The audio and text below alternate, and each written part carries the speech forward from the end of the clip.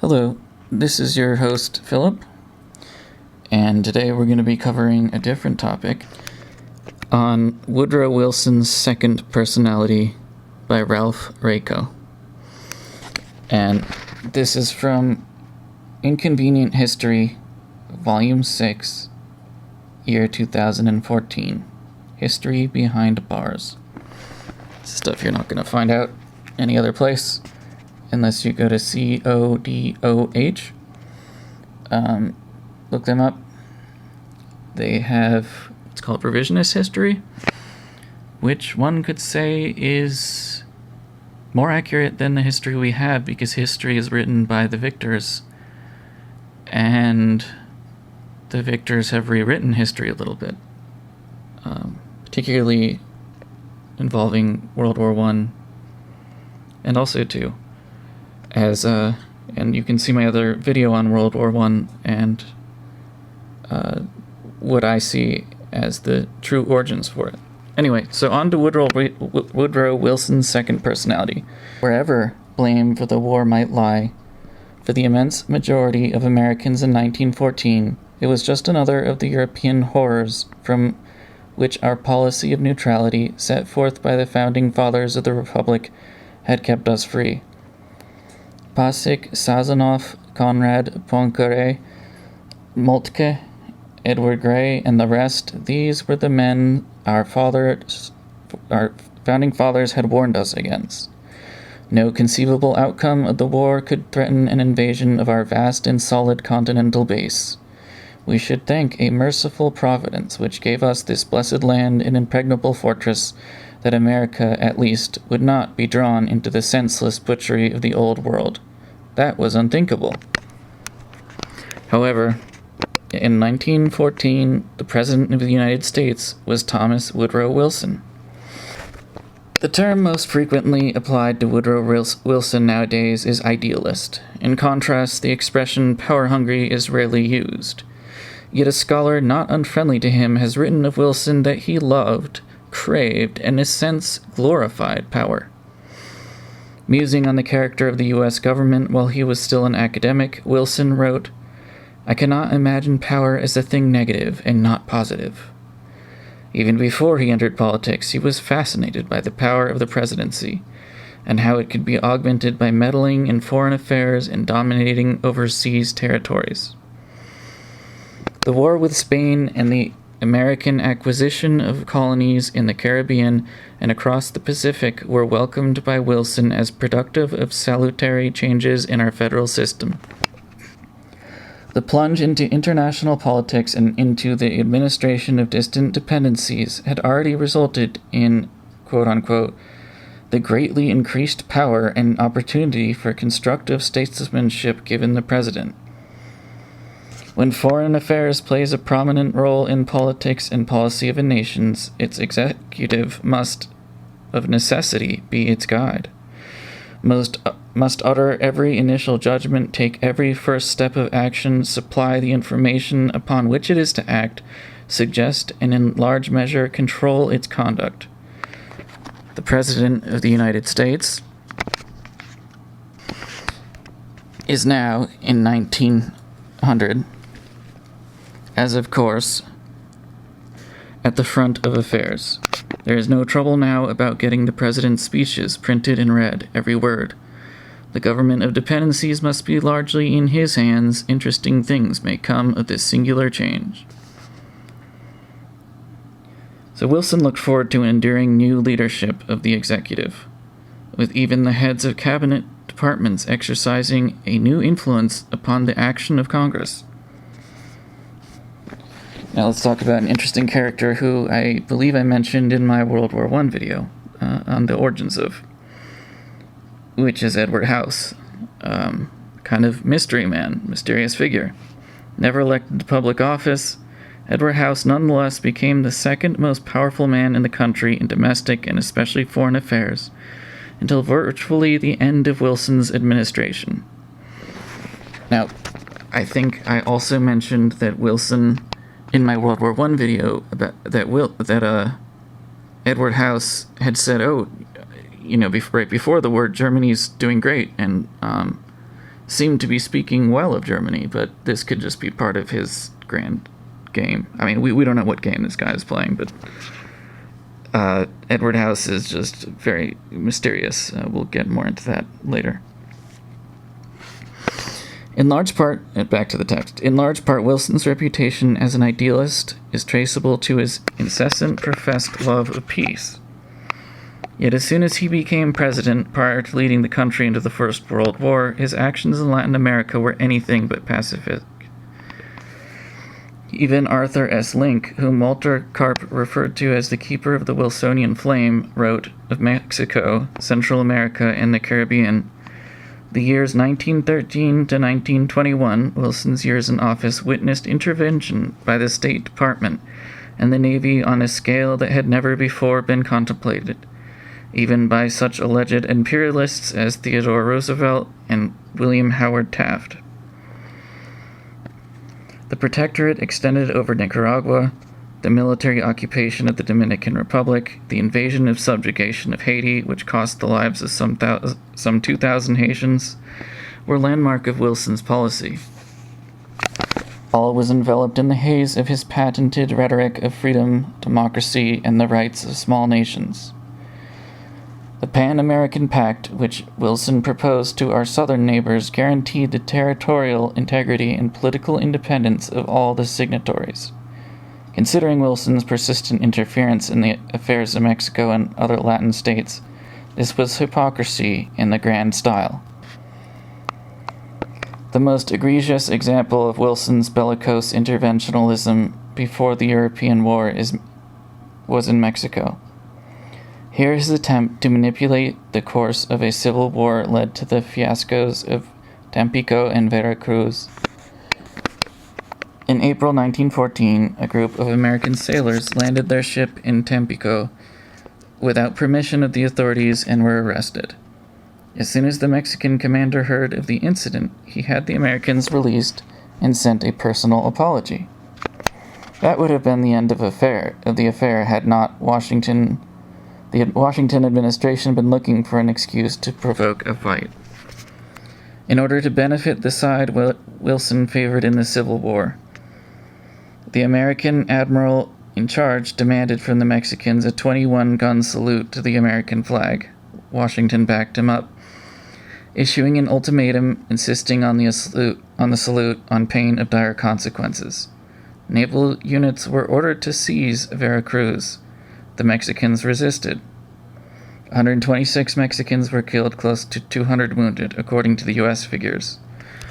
And on the American side, 19 were killed and 71 wounded. In Washington, plans were being made for a full-scale war against Mexico, where in the meantime both sides in the Civil War denounced Yankee aggression. Finally, mediation was accepted. In the end, Wilson lost his bid to control Mexican politics. 2 weeks before the assassination of the Archduke, Wilson delivered an address on Flag Day. His remarks did not bode well for American abstention in the coming war. Asking what the flag would stand for in the future, Wilson replied, "For the just use of undisputed national power, for self-possession, for dignity, for the assertion of the right of one nation to serve the other nations of the world." As president, he would assert the rights of mankind wherever this flag is unfurled. End quote. Wilson's alter ego, a major figure in bringing the United States into the European war, was Edward Mandell House. House, who bore the honorific title of colonel, was regarded as something of a man of mystery by his contemporaries. Never elected to public office, he nonetheless became the second most powerful man in the country in domestic and especially foreign affairs until virtually the end of Wilson's administration. House began as a businessman in Texas, rose to the leadership in the democratic politics of that state, then on the national stage. In 1911, he attached himself to Wilson, then governor of New Jersey and an aspiring candidate for president. The two became the closest of collaborators, Wilson going so far as to make the bizarre public statement that "Mr. House is my second personality. He is my independent self. His thoughts and mine are one." End quote. That's odd. And part of me thinks this Mr. House has something to do, this is totally out of the book, so something he might have had to do with the whole situation is that the Federal Reserve, had just been established before World War I. And so I'm thinking, is this man of mystery, Colonel House, someone working on behalf of the banking industry? Or is he was he someone who had something on Wilson? Because we know that Wilson was having an affair on his wife. He was cheating. And some people say that was used against him to get him into World War I.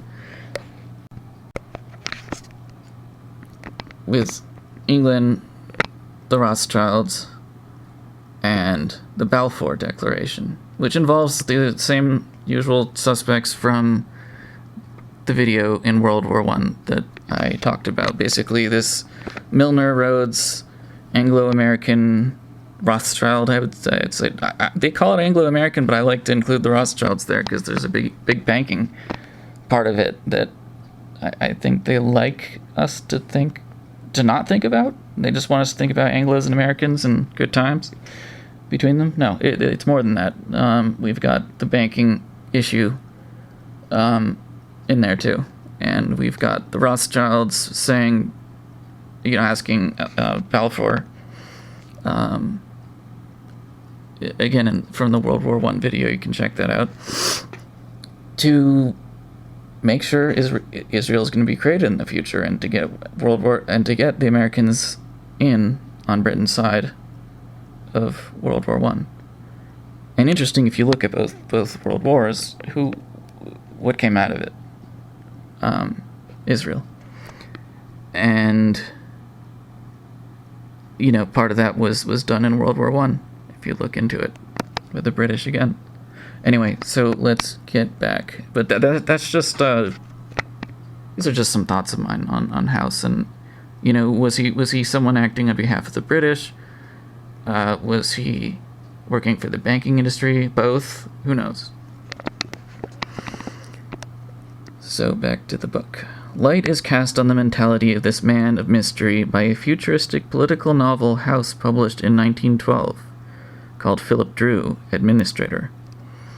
It is a work that contains odd anticipations of the role the Colonel would help Wilson play. In this peculiar production, the title hero leads a crusade to overthrow the reactionary and oppressive money power that rules the United States. Drew is a veritable messiah figure. He comes panoplied in justice and with the light of reason in his eyes. He comes as the advocate of equal opportunity, and he comes with the power to enforce his will. Assembling a great army, Drew confronts the massed forces of evil in a titanic battle close to Buffalo, New York, in which, in quotes, human liberty has never more surely hung upon the outcome of any conflict than it does upon this. Naturally, Drew triumphs and becomes the administrator of the Republic, assuming the powers of a dictator. So unquestionably pure is his cause that any attempt to foster the reactionary policies of the previous government would be considered seditious and would be punished by death, unquote. Besides fashioning a new constitution for the United States and creating a welfare state, Drew joins with leaders of the great powers to remake the world order, bringing freedom, peace, and justice to all mankind. A peculiar production, suggestive of a very peculiar man, the second most important man in the country.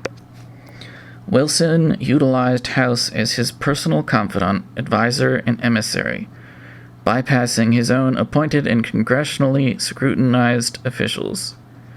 It was somewhat similar to the position that Harry Hopkins would fill for Franklin Roosevelt some 20 years later.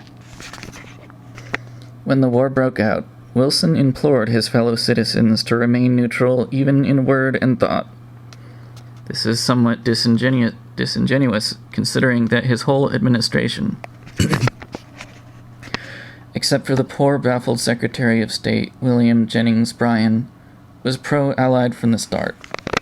The The president and most of his chief subordinates were dyed-in-the-wool Anglophiles. Love of England and all things English was an intrinsic part of their sense of identity. With England threatened, even the Chief Justice of the United States Supreme Court, Edward D. White, voiced the impulse to leave for Canada, to volunteer for the British Armed Forces. By September 1914, the British ambassador in Washington, Cecil Spring Rice, was able to assure Edward Grey, another important person from the video on World War I, that Wilson had an understanding heart for England's problems and difficult position. Another note on all this. Indeed, our leaders, till certainly in World War I, and I'd say World War II, up until then at least, even today it seems like, have a strange affinity for England and Europe. It's almost like the American elite want to be, like, or are, like, want to be old money. Like, that's what they're trying to be. They see the old money and they think that's cool, and they want to be like, I don't know what it is exactly, but there certainly has been this association. I mean, you can even go back to how Catholics were persecuted by Protestants. That goes way back. I mean, that's obviously something in line with what the English were doing during that time.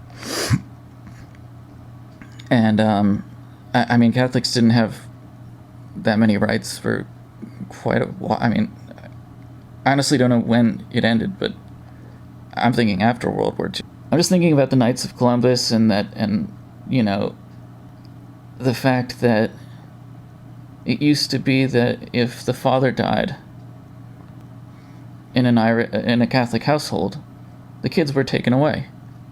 The mother couldn't raise them.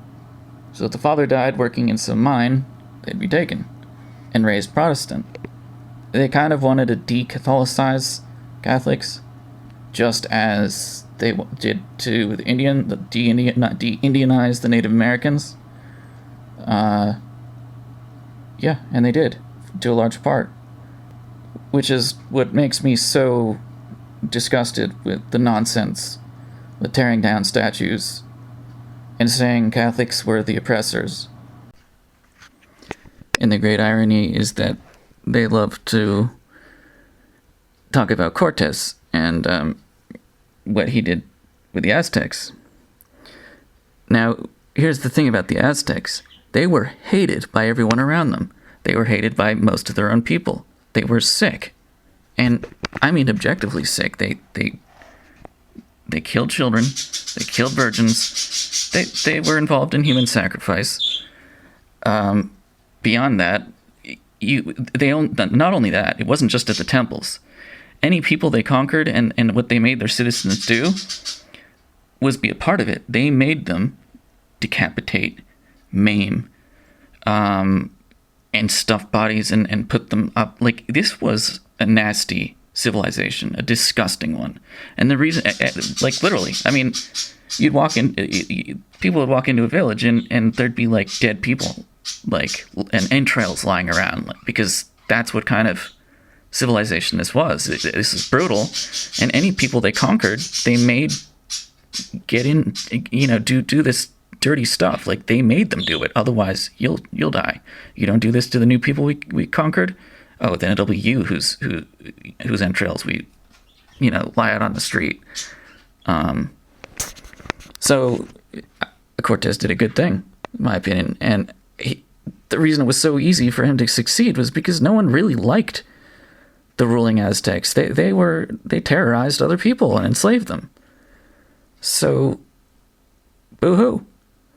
And yet, on the other hand, and another thing about the Catholics in South America and in the West is that they intermarried very quickly with the indigenous people and integrated them into the church. Now, you don't see that. You don't see a bunch of Indians, as they were called in the East, in New England, being brought into the Protestant church. No, they were just considered like filth. they weren't to be dealt with. They're non-believers, completely just beyond redemption almost. I mean, of course, there were some missions there, but I mean, most of the missions were Catholic. They wanted to convert them. And you have to understand, times were different then, yes. Okay, so there was some misdeeds done against them, but that's the times, okay? And the Catholics were much more gentle than the Protestants. You also have the fact that the Protestants in England were, and Oliver Cromwell, were essentially instrumental in bringing back usury, which has enslaved the West. I mean, it right now, money power rules. Do you think our president actually rules? No, banks, people with money, big money rules now. Ever since Cromwell made certain decisions, and that's why you get the Rothschilds in England, and and Cromwell was a dictator, made himself a dictator, and he mercilessly killed Catholics. No one talks about that. People only talk about Cortez. And I have to say, the Aztecs, at some point long ago, before Cortez, they were an interesting civilization. Yes, beyond interesting. I mean, it's just some amazing stuff. There's astrology and all. Astrological knowledge and all this stuff. Amazing, right? But that wasn't. It degraded. It became a sick death civilization, like a civilization that glorified death, maiming and war and human sacrifice. So I'm sorry, I don't care about the Aztecs at that point. They deserve to be overthrown, and there's a reason that only 100 people with guns were able to do it. Yes, they were looking to the return of their savior Quetzalcoatl, and maybe this is a way of actually saving the people from their terrors, because life under the Catholics actually got better, especially in South America. I mean, they enriched conditions, but of course you're not going to hear that from the mainstream media, which is Anglo-Semitic. It's totally, Catholics are hated by communists. They're hated by global. I mean, true Catholics stand in the way. I'm not talking about Pope Francis and those kind of Catholics, who I don't even consider Catholics. Talking about the real deal. The Puritans would tear down everything, when they got in control. It was like, I'm not even exaggerating here. It's kind of like the Taliban getting in control. They would take down the movie theater. Women have to, wear the right stuff and can't show their hair, whatever. You know what I mean? It's like real old Pilgrim style, and everything must be plain. No drinking on Sunday. Kind of like a religious police state, like the Taliban to some degree. When there was really a war raging against Catholicism in Europe and England and in America, they literally would kill and destroy entire towns. It was bad. Old women with rosaries would be mowed down because they wouldn't get out of the way. That's going back a little farther, but that's just another issue going on, and it can be seen. And the establishment were total Anglophiles. They couldn't care less about Catholics too, it seemed, for quite a while. Now they're just using them, it looks like. They've pretty much bought off the bishops and have them peddling certain toxins that they want to inject you with. That's just yummy stuff. Anyway, back to the book. So Wilson had an understanding heart for England's problems and difficult position. He sure did. Most of these people, it's like they want to be aristocrats, like in England. They want to bring back, it seems like today they still want to do, they want to bring back some kind of neo-feudalism, but it's more like they're making the world one giant North Korea with, all these mandates and lockdowns and nonsense. And then the rest of the PC, not just complete utter BS that they're pushing. That's Marxist. It's disgusting. It's to divide people. It's to depopulate. I mean, it's just to cause problems and divisions, divide and conquer, and also get people to, fight each other. Anyway, I need to get back to the text, because I can go on about that. This ingrained bias of the American political class and social elite was galvanized by British propaganda. Don't underestimate British propaganda. There's actually another article in here about that. About the National Archives and how basically the Secret Intelligence Services discredited a revisionist author by going to the National Archives and after the fact that he used them, said everything he used somehow was put there by a malicious character and for him to use. And it's obviously a total nonsense play, but just to discredit him again. And you can read into that. That's titled "The Ministry of Truth at Britain's National Archives: The Attempt to Discredit Martin Allen" by Nicholas Collerstrom. I actually love Collerstrom. Collerstrom has written some beautiful stuff. Just clarity. It's just so clear about World War I and II, and about the fight for to bring back true history, which is an issue. Most people might not think so, but if you look at the public schools, yeah, people don't understand even how many people died from communism. Practically playing it out again here, and it's disgusting. I mean, communism always kills people. Communism involves force. In order for communism to work, you have to take money from someone who doesn't want to give it, which means which means violence, which means taking it from them. And if they don't want to do it, then you shoot them and take it. That's unfortunately how communism works. It works by force. There is no such thing as peaceful communism. No communist revolution has ever been peaceful.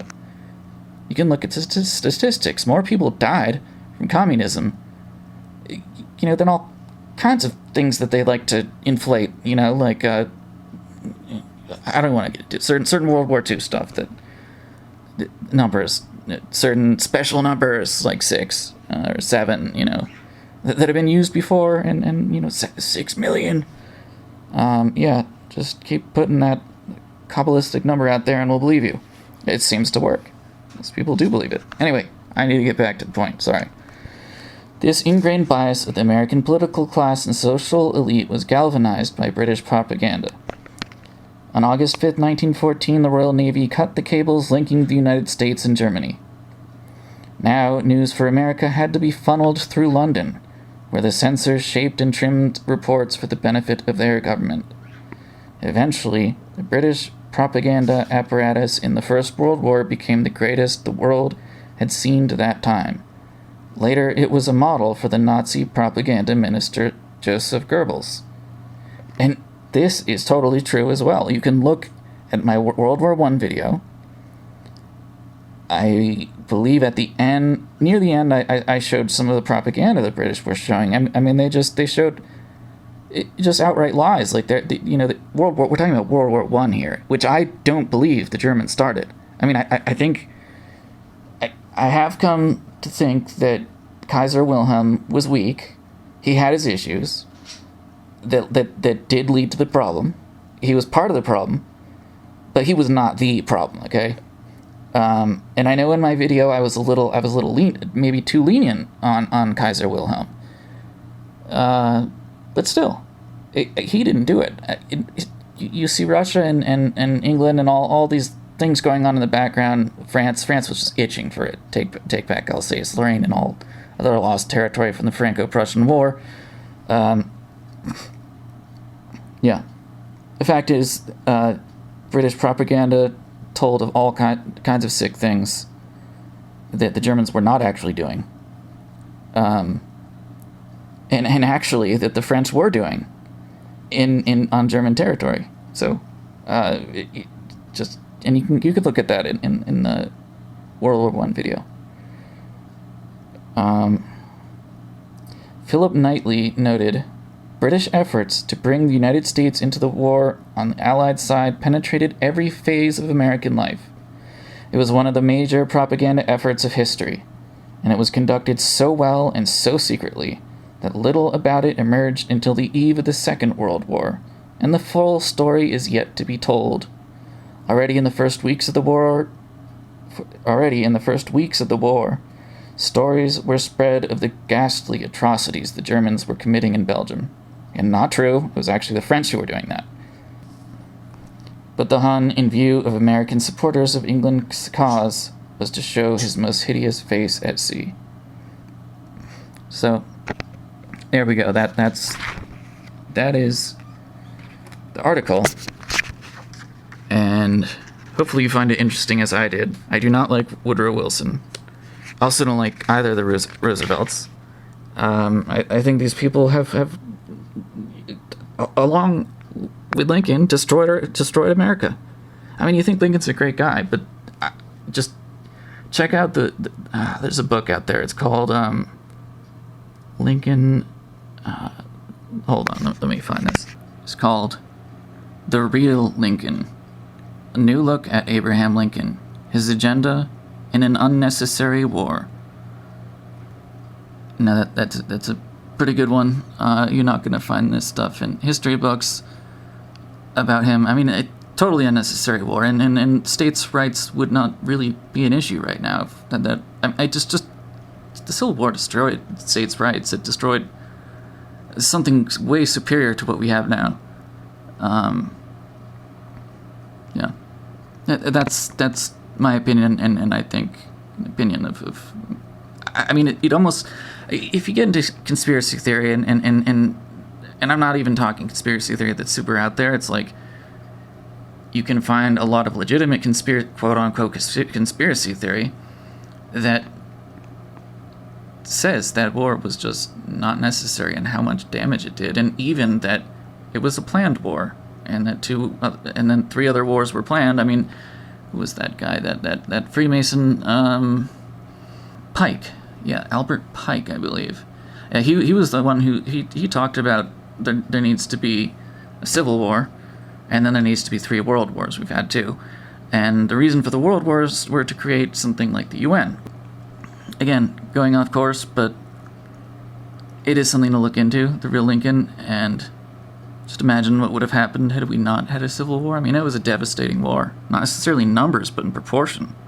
Like in percentage of people who died. Like, just tragic. And there's no reason for Lincoln to be judge, jury, and executor of that nonsense. I mean, so there's that aspect of the whole thing. And anyway, so I'm curious what you guys think about Woodrow Wilson, and especially this odd character, Colonel House. Who is he, do you think? Who do you guys think he is? What role did he play? I would love to see some comments about that. And also, what do you think about Woodrow Wilson? Was he a good president, bad president? Feel free to disagree with me. So yeah, I'd be curious for your opinion, your take on this. And let's look more into this character, Colonel House. And also Woodrow Wilson, because there's more about him that this article doesn't talk about. Like his affair. And I'm also interested in going further about this Anglo-American infatuation, I'm going to call it, for America by the American elites. I mean, we still got to have it going on. It's like they want to please Davos right now with the Great Reset nonsense. But yeah, I'm going to wrap this up. So thank you for listening. Feel free to comment. You don't have to like me. You don't have to like my opinion. I don't care. I mean, I do care. I hope that you like it, but I also know there's people who are not going to like it out there, and I don't. And you have a right to your opinion. So let's hear it. And hopefully we'll be doing more of these soon. Thank you very much. Goodbye.